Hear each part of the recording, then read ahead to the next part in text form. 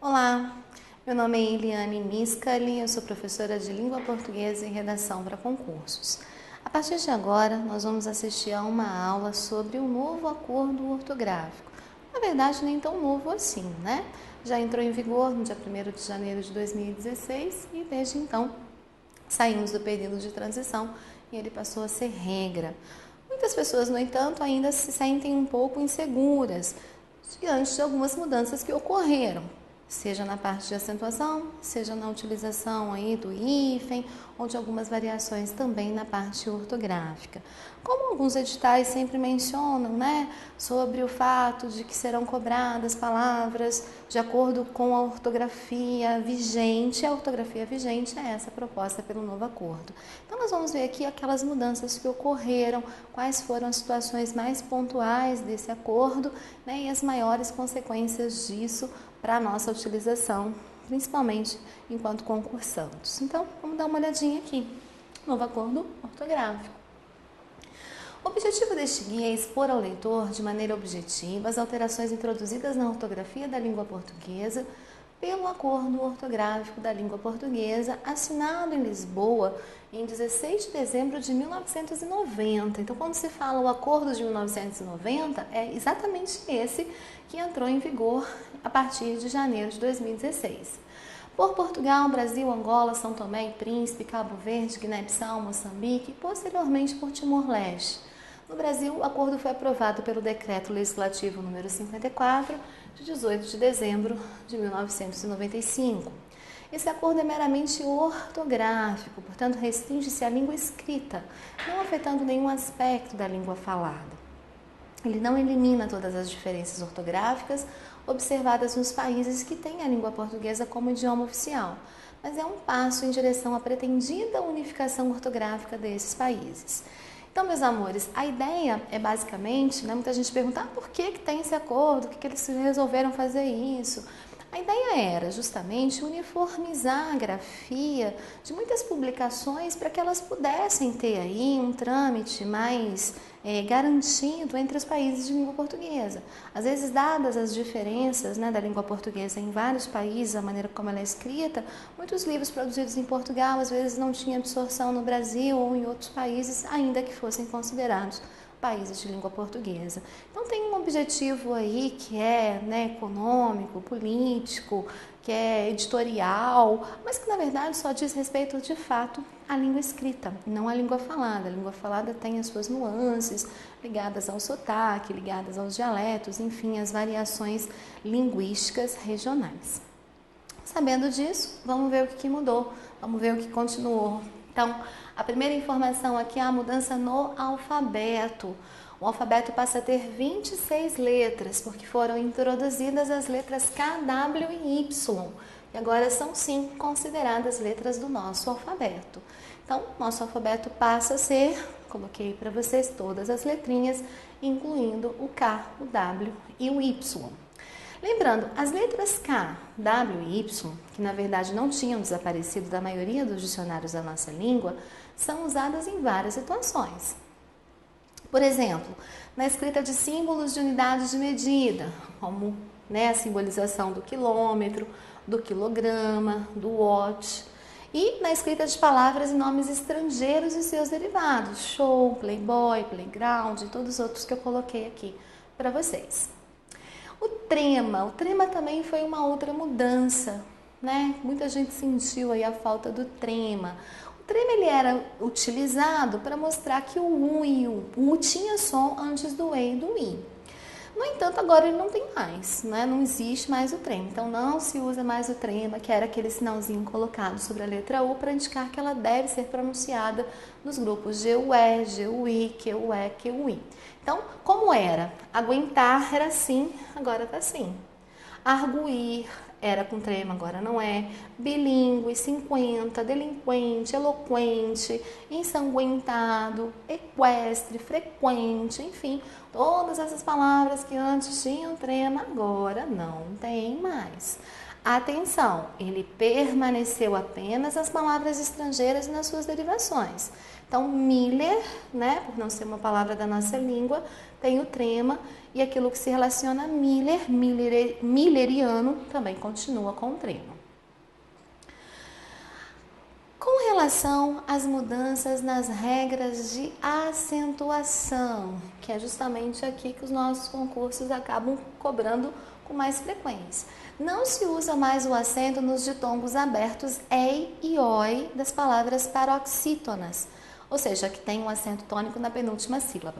Então, são 3 ditongos abertos na nossa língua, né? O ei, o oi e o el.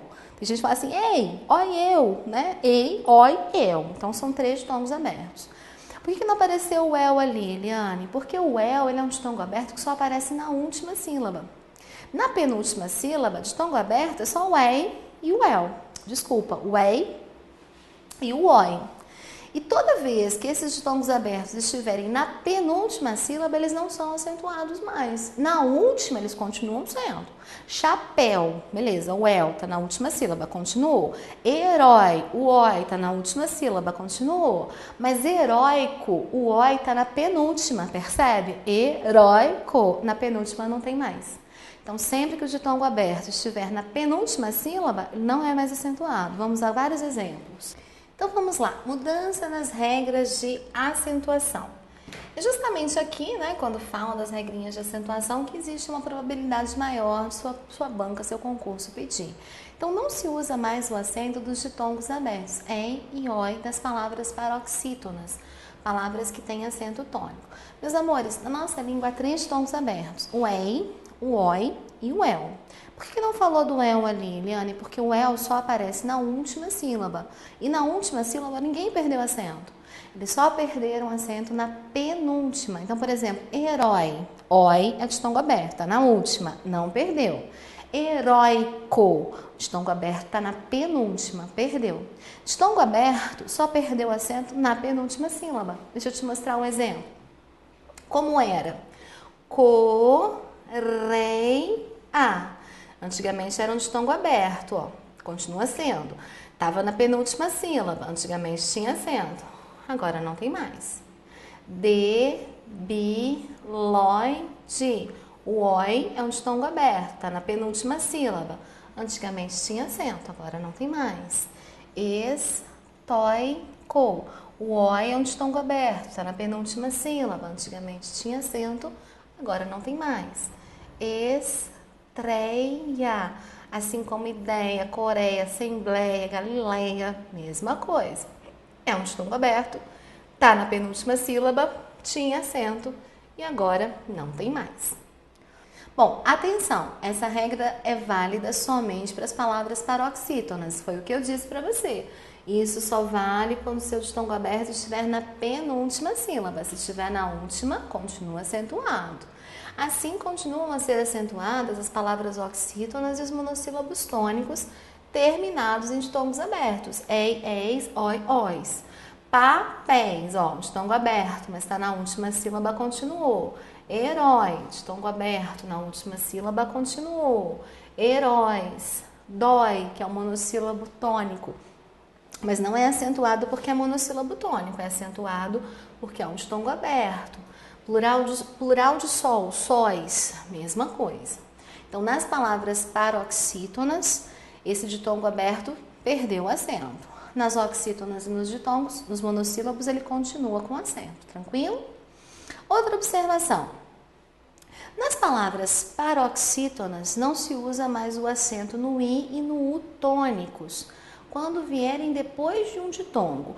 Essa é uma regra que acabou ficando restrita a poucas palavras. E eu quero que você perceba aqui, ó. Por exemplo, a palavra baiuca. Baiuca. O bocaiúva. Bocaiúva. Caiuila. Cauila. O que acontecia? A gente tinha aqui um i e um u tônicos, que vinham depois de ditongos, tá vendo? O ai era um ditongo, o ai um ditongo, o a um ditongo. Então, antigamente, esse i e u tônicos vindos depois de ditongo eram acentuados. Agora, eles não são mais. Baiuca, bocaiúva e caiúla não são mais acentuados. São palavras tão extraordinariamente atípicas que eu até coloquei para vocês aqui os significados. Bocaiúva é um certo tipo de palmeira e caiúla é uma pessoa avarenta. Como a gente viveu até hoje sem saber disso, eu não sei, né? Mas enfim. Atenção, se a palavra for oxítona e o I e o U estiverem em posição final ou seguidos de S, o acento permanece. Então, peraí. Sabemos que o I e o U, que antigamente eram tônicos e vinham depois de ditongos, perderam o acento. No entanto, se eles estiverem no final da palavra, eles continuam acentuados. Palavras também extremamente atípicas, né? Piauí. Piauí. O que a gente tem aqui? Tem um ditongo e o I está sozinho. Então, é um I sozinho que está posterior a um ditongo. A gente acabou de ver que tinha que ter perdido o acento. Mas como ele é a posição final, ele é a última sílaba da palavra, aí permaneceu. Tuiuiu, mesma coisa. Tui, ui, u. Tem um ditongo aqui, ui, e o u está sozinho, mas por estar na última sílaba, continuou. Se o I e o U forem precedidos de ditongo crescente, o acento permanece. Então, acontece também em Guaíba e Guaíra, que está rolando aqui. Guaíba. Percebe? Tem um ditongo. O I está sozinho, não está no final da frase. Mas por que permaneceu? Porque é um ditongo crescente. O que é um ditongo crescente? Primeiro veio o som da semivogal, que é o som mais fraquinho, e depois veio o som da vogal. Sempre quando eu tenho um som mais fraco e depois um som mais forte, o meu ditongo vai ser um ditongo crescente. Nos anteriores, nos que perdiam, o ditongo era decrescente. Guaíra. O I está sozinho e tem um ditongo, mas o U é sua semivogal e o A é a sua vogal. Então, partiu de uma semivogal para uma vogal, o ditongo é crescente. Nossa, Eliane, mas é muito detalhe, realmente é muito detalhe. Particularmente, eu nem te aconselho aqui você ficar muito preso a essa regrinha, não. Memoriza essas palavras aí, as que têm acento, as que não têm, e bora lá lembrar do que é mais importante. Então, por exemplo, aquela regra aqui dos ditongos abertos na penúltima sílaba, coreia, debilóide, estoico, ela é bem importante. Essa aqui não é tão importante, né? Se você lembrar que o U ficou sozinho depois de um ditongo, ele perdeu o acento. Mas esse ditongo é um ditongo decrescente, tá vendo? É sempre primeiro uma vogal, o A é vogal, o A é vogal, o A é vogal. O I e o U, eles são sempre semivogais. Então, você está partindo de um mais forte para um menos forte. O seu ditongo é um ditongo decrescente. Então, nesse caso, perdeu. Quando é que continua? Quando é que não perdeu? Quando o seu I e o U forem as últimas, né, letrinhas da palavra ou quando o seu ditongo for crescente. Mas, a princípio, eu nem te sugiro se preocupar muito com isso daqui. 3. Não se usa mais o acento das palavras terminadas em em ou os. Então, isso aqui, meus amores, tem a ver com aquela regrinha do crer, de, ler, são os verbos crer, dar, ler e ver.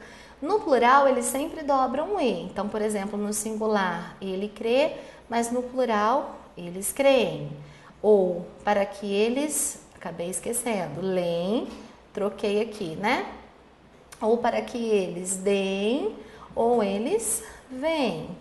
Então, esses 4 verbos, bem como os seus derivados, descrer, reler, rever, eles sempre dobram o E. Antigamente, nesse dobrar do E e no dobrar do O, tinha acento. Agora não tem mais.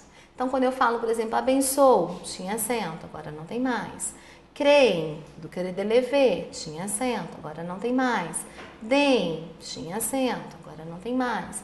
Então, todos os hiatos em e o eram acentuados no primeiro E e no primeiro O. No entanto, agora, para a nova reforma, eles perderam esse acento. Essa é uma regra bem significativa, essa vale a pena você lembrar.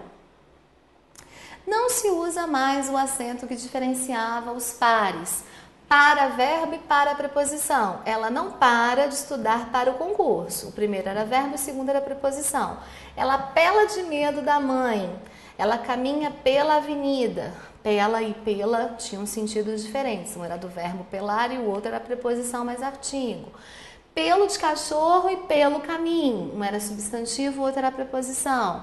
O polo e um polo, né? Um polo era aí.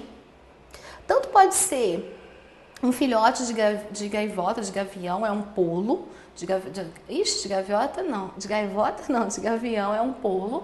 E o polo positivo, o polo negativo. Enfim, todas essas palavras que antes tinham um acento para diferenciar, agora não tem mais. Então, quando eu falo assim, ela para o carro, e do verbo parar, tinha acento, agora não tem mais.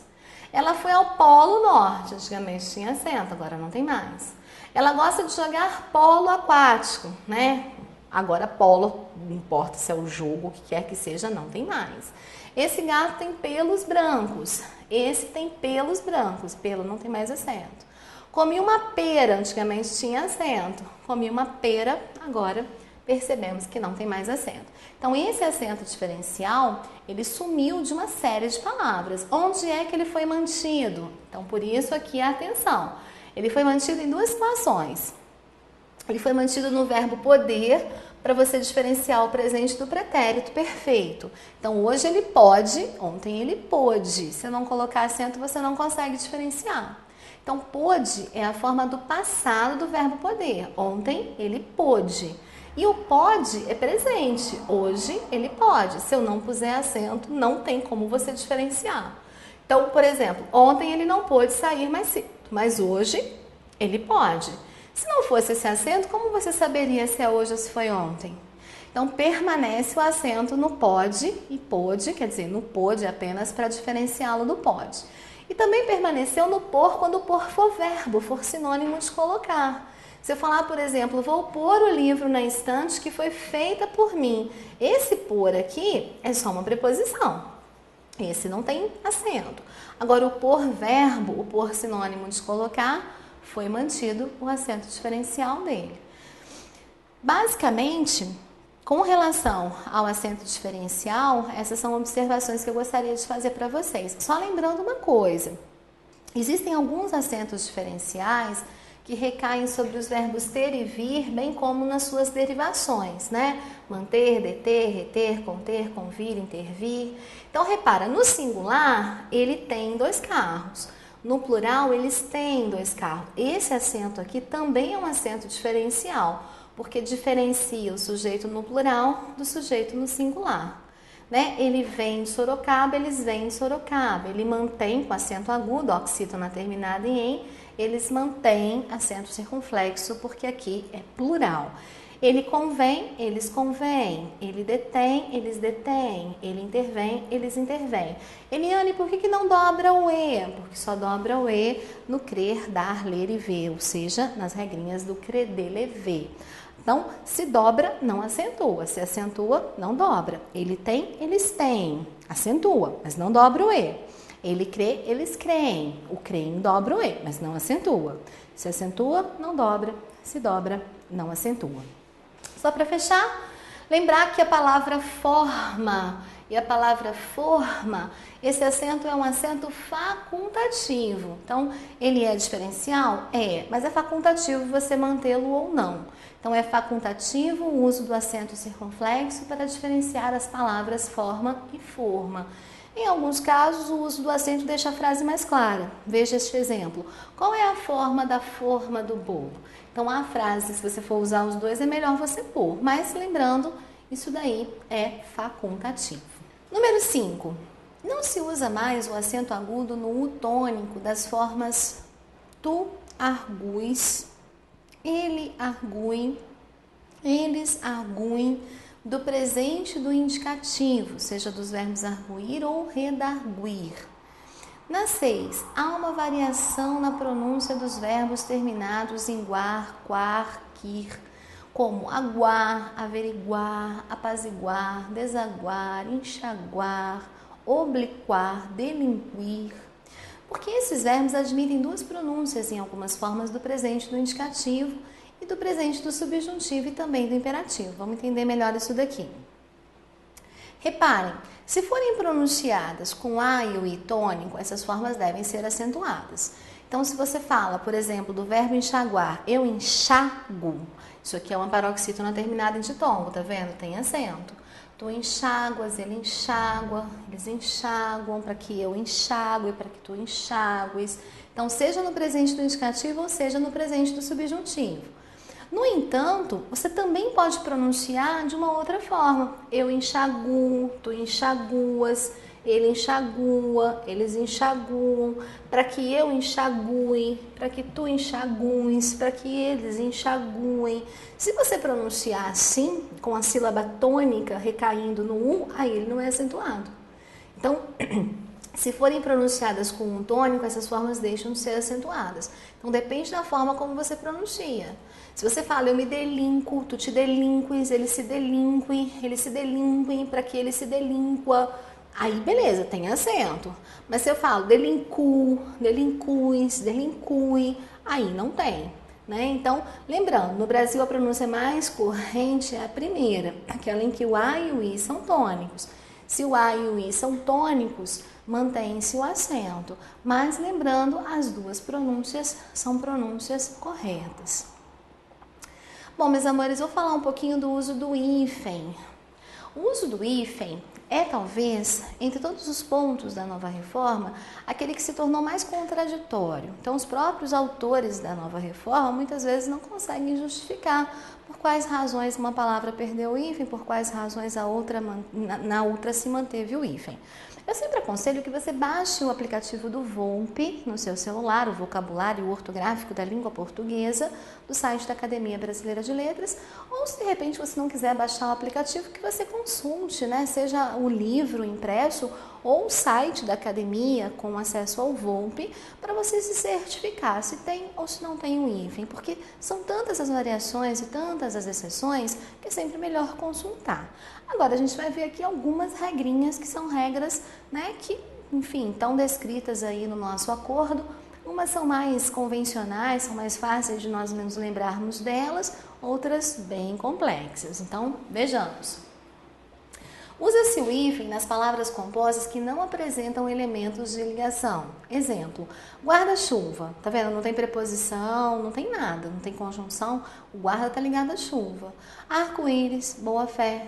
Segunda-feira, mesa redonda. Vagalume, João ninguém. Porta-malas, porta-bandeira, pão duro, bate-boca. Então, não há, por exemplo, elementos que promovem, né? Basicamente são as preposições, não há preposição. Mas tem exceção? Tem exceção. Não se usa hífen, por exemplo, em certas palavras que acabaram perdendo essa noção de composição. Então, girassol. Você não pensa mais no girassol como uma flor que gira ao redor do sol. Você pensa no girassol como se fosse só um tipo de flor. Então, como perdeu um pouco essa junção, a gente acaba usando sem hífen. Madressilva. Manda-chuva às vezes cai em prova, porque dá muita vontade de pôr o hífen, tá vendo? Pontapé, paraquedas também já apareceu em muitos concursos, não tem hífen. Do mesmo jeito, paraquedista e paraquedismo não tem hífen, né? Então, pensa sempre assim no paraquedas caindo junto com o paraquedista, lembrar que eles são juntos, não tem o hífen. Agora, se houver um elemento, né, nessa composição, repara, tópico 2. Usa-se o hífen em compostos que têm palavras iguais ou quase iguais, sem elementos de ligação. Então, nós ainda estamos aqui no domínio da ausência das preposições. Não tem preposição, mas são palavras muito iguais ou repetidas. Aí você coloca o hífen. Reco-reco, blá blá blá, zum zum, tico-tico, tic-tac, cri-cri, glu-glu, rom-rom, ping-pong, zigue-zague, esconde-esconde, pega-pega, corre-corre. Palavras muito parecidas ou idênticas, você mantém o hífen. No tópico 3, não se usa o hífen em compostos que apresentam elementos de ligação. Aqui sim nós estamos falando agora de estruturas ligadas principalmente ao uso das preposições. Se não for uma preposição, pode ser um pronome, pode ser uma conjunção, mas tem que ser ali um termo que liga as demais palavras. Então, por exemplo, pé de moleque, apareceu preposição, tá vendo? Não tem mais. Pé de vento, também não tem mais hífen. Pai de todos. Dia a dia é muito comum, inclusive em redação, não tem mais o hífen. Fim de semana, não tem hífen. Cor de vinho, não tem hífen. Ponto e vírgula, não tem hífen. Camisa de força, cara de pau, olho de sogra. Então, ou elas têm conjunções, como o e, aqui tem preposição, o de. Deixa eu ver. Geralmente a predominância de preposições mesmo, mas às vezes pode surgir uma outra estrutura. Inclui nesses casos os compostos de base oracional. Base oracional é porque esse elemento de ligação geralmente vai ser um verbo. Então, Maria vai com as outras, ó. Tem um verbo e tem uma preposição. Leva e traz, conjunção. Diz que diz, tem uma conjunção. Deus me livre, tem um pronome. Mas todas essas estruturas têm verbo, ó. Diz, traz, livre, vai. Deus nos acuda. Tem o acuda, o elemento de ligação aqui é o nos.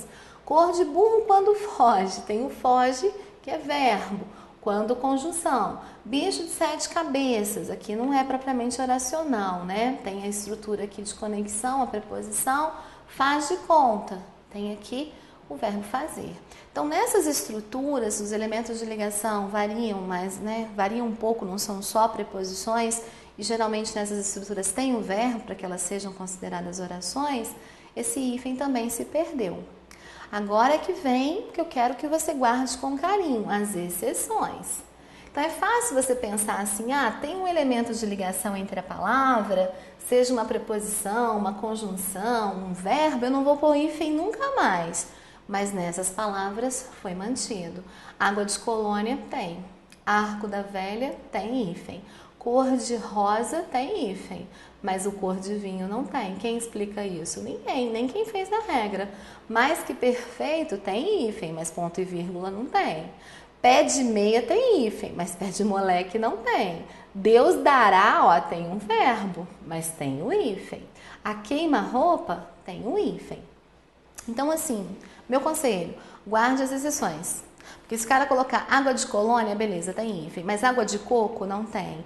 Água de, sei lá, perfume, não sei, não sei se existe. Não tem. O água de colônia tem. Água de cheiro, era essa que eu queria lembrar. Água de cheiro não tem. Água de colônia tem. Quem vai entender? Ninguém. Então, memoriza que água de colônia é uma exceção que, por exemplo, tem o hífen. Lembra que pé de meia é uma exceção, tem o hífen. Então, é muito importante você conhecer as exceções, tudo bem? Porque a banca pega justamente nas exceções. Usa-se o hífen nos compostos entre cujos elementos há um emprego de apóstrofo, né? Então, esse sinalzinho aqui, o apóstrofo, gota d'água, se ele surgir, surge o hífen com ele. Pé d'água, se ele surgir, surge o hífen com ele.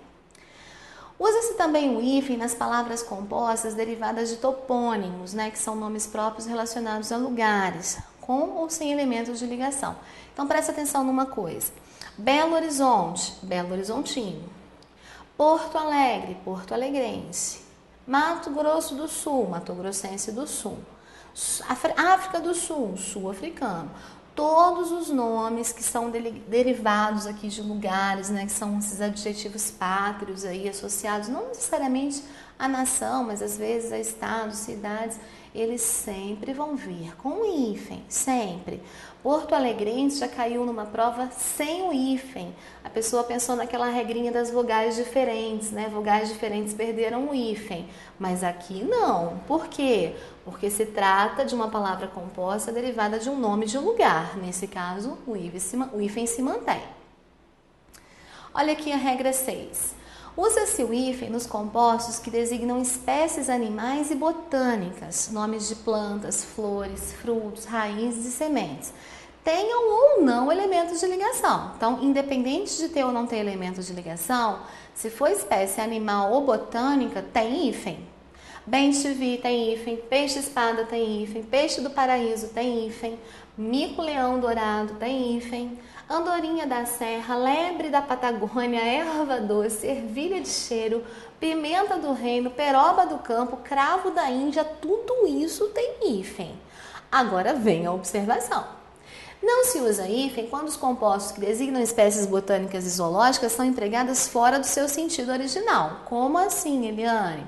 Se eu falo assim, bico de papagaio e me refiro a uma espécie de planta ornamental que se chama bico de papagaio, eu coloco o hífen. Mas se eu falar que, por exemplo, nossa, ele tem um problema na coluna, ele sofre com bico de papagaio, se for essa deformação ligada às vértebras da coluna, aí não tem. Olho de boi, se eu estiver me referindo a uma espécie de peixe chamada olho de boi, tem um hífen, é uma espécie animal. Mas se eu falar, por exemplo, olho de boi como uma espécie de selo postal, aí já não tem. Olha que loucura, vai entender essa regra.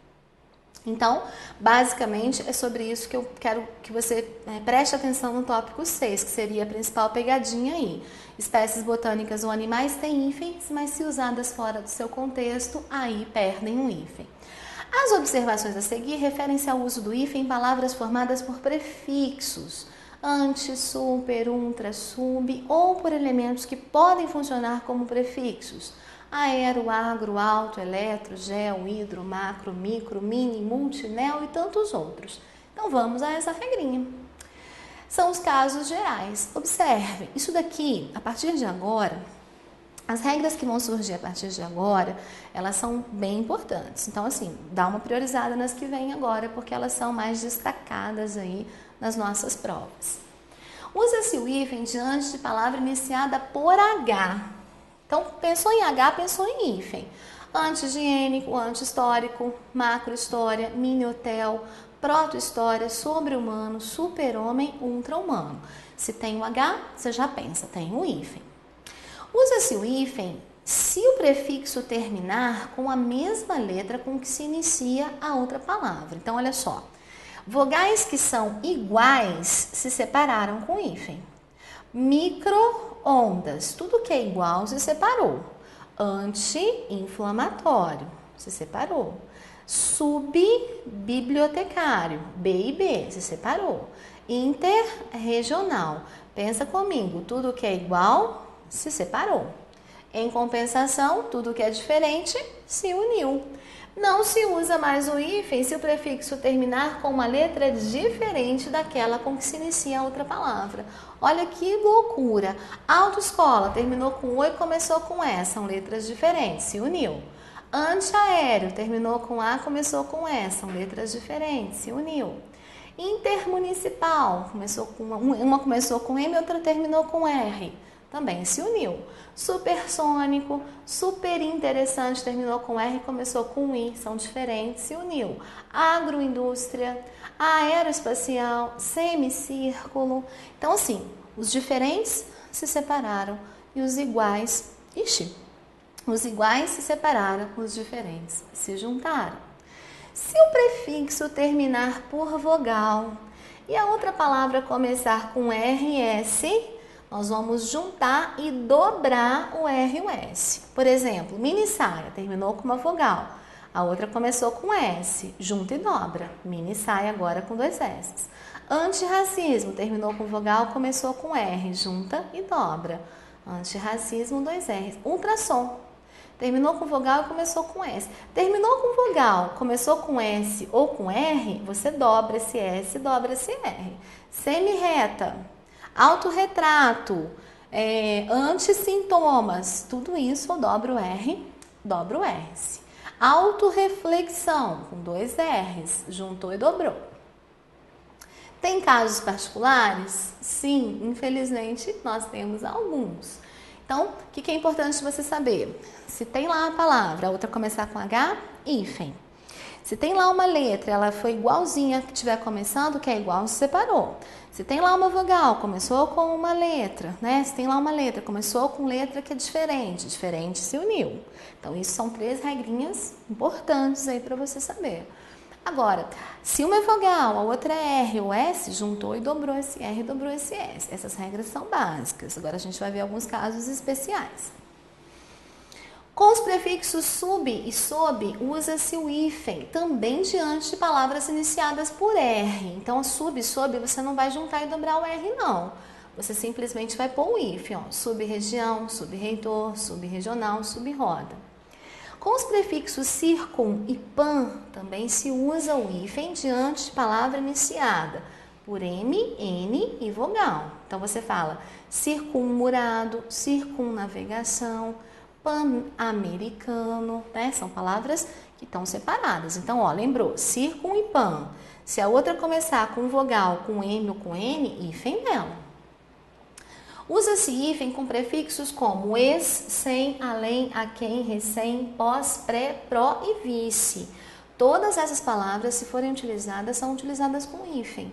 Além-mar, além-túmulo, a queimar, ex-aluno, ex-diretor, ex-hospedeiro, ex-prefeito, independente de ser com H, tá vendo? Ó, se bem que é com H, tem hífen mesmo, né?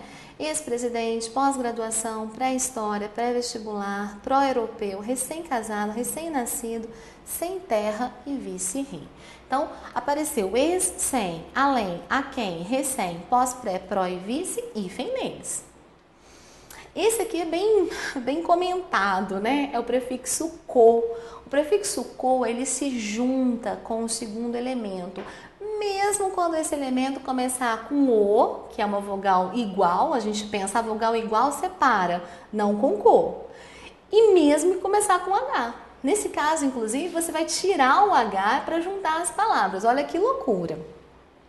Ah, se a palavra seguinte começar com R ou S, dobra um R ou S. Então, o que a gente tem aqui? Co-obrigação. Tá vendo? Ah, Eliane, mas são letras iguais, iguais se separam. Não se for o co se junta. Co-edição, co-educar, co-fundador, coabitação. Olha que loucura a coabitação, gente, ela perde o H. Então, isso que está falando aqui. Se a outra palavra começar com H, tira o H e junta com co. Co-herdeiro, mesma coisa, tira o H e junta. Vou juntar o co com o réu. Na hora de juntar o co com o réu, eu dobro o R. Mesma coisa o corresponsável ou o consenso. Então, se for um R ou se for um S, eu dobro novamente o R e o S, da mesma forma que eu já dobrava naquela outra situação. Se for o H, eu tiro o H. Então, o co, a tendência dele é grudar, a tendência dele é se juntar. Já com os prefixos pré não, o pre e o re não se usa hífen, mesmo diante de palavras começadas por E. Então, olha só, pré-existente. São letras iguais? São, mas é o prefixo pre, não pré, o pre. Esse não se usa hífen. Pré-elaborar, reescrever, reedição. Então, pre e re, retira o hífen. Na formação de palavras com ab, ob e ad, usa-se o hífen diante da palavra começada por B, D ou R. Ad digital, ad renal, obrogar, abrogar. Quer dizer, é uma coisa muito específica para você gastar aí HD na sua memória memorizando, mas é uma das regras. Começou com ab, com ob e com ad e a outra palavra vai começar com B, D ou R, então separa. Quando mal significa doença, usa-se o hífen se não houver elemento de ligação. Se não houver elemento de ligação, por exemplo, mal francês. Se houver o elemento de ligação, aí você escreve sem o hífen. Mal de Lázaro, mal de 7 dias. Isso relacionado à doença. Então, se tem a doença e tem elementos de ligação, sem o hífen. Sem elementos de ligação, com o hífen.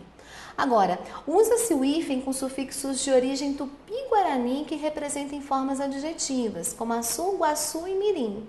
Capim-açu, amoré-guaçu, anajá-mirim. Não sei em que situação a gente vai usar essas palavras, mas enfim, eis aí mais uma regrinha específica sobre o hífen. Na 4, quero te lembrar que usa-se o hífen para ligar duas ou mais palavras que ocasionalmente se combinam, formando não propriamente um vocábulo, mas encadeando ideias vocabulares. Ponte Rio-Niterói, eixo Rio-São Paulo.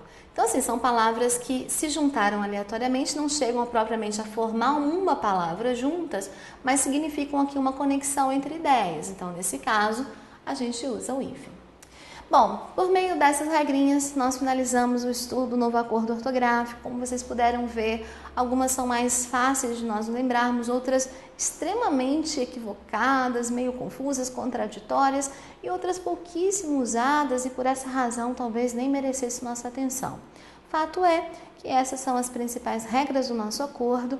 Estudem com carinho a parte da acentuação dos ditongos abertos, os hiatos em e, o, e depois deem uma olhadinha aí nos usos do hífen, principalmente nas regras ali relacionadas a vogais iguais, letras diferentes e quando a próxima letra é H, R ou S. Espero tê-los ajudado a compreender um pouco desse nosso confuso novo acordo ortográfico e desejo a todos bons estudos.